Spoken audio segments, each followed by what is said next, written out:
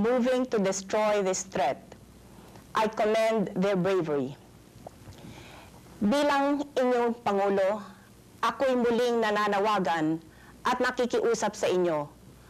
Huwag po nating kalimutan ang ating hirap, ang ating pagod, at ang mga buhay na nawala upang ibalik ang ating kalayaan, upang ibalik ang demokrasya.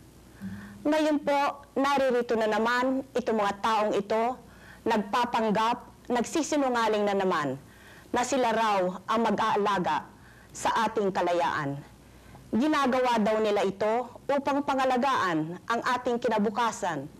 Ginagawa raw nila ito upang pangalagaan ang ating mga anak. Ngunit kaninang umaga ng 2:00, ang kaisa-isang anak ko, si Noynoy, ay nabaril, nasugatan. At yung mga kasama niya, 4 na kasama niya, isa po, malubha pa ngayon, yung 3 ay napatay.